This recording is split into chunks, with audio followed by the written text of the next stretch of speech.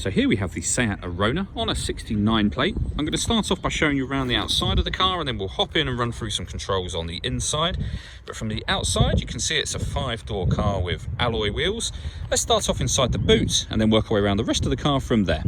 So as we approach the boot, you can see we have reversing sensors, plenty of boot space as well, along with that 60/40 split folding rear seat, should you need to increase that space even further.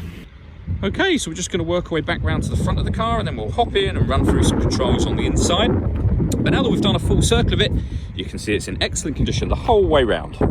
Just briefly before I climb in, I think it's well worth seeing the interior from this exterior point of view. There's plenty to run through on the dashboard, so let's hop in and we'll do that now. Okay, now that we're inside the car, we're going to start with the dials. On the left-hand side, we have the rev counter, and on the right-hand side, the speedometer. We've also got the fuel gauge over on that right-hand side as well. In the center, you can see a digital readout for the speedometer, and below that, the total miles for the car, which are 14,874. You can change the information displayed in that central area by using buttons on the steering wheel. There are various menus available. We're in the driving data menu at the moment. You have assist systems, navigation, audio, your telephone, vehicle status, and then back round to where we started at just a moment ago. If we back out to the steering wheel, the buttons I was using just a minute ago are here. On the left-hand side, we have stereo controls and voice activation for the phone as well. Over in the center, we've got the stereo itself. This is all touchscreen. So you've got your radio over on the left-hand side here, and you'll see that this car has got DAB, AM and FM radio. If you want to listen to your own music, you can do. You can do that via the media heading just there.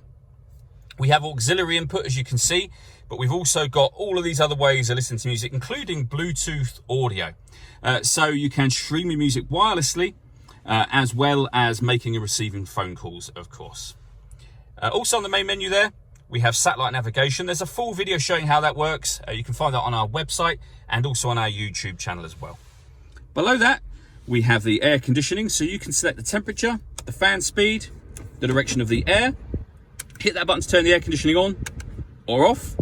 We have the rear heated screen just there, and that button will recirculate the air that's in the car. It's a great way of heating it up or cooling it down quickly depending on the temperature you've set.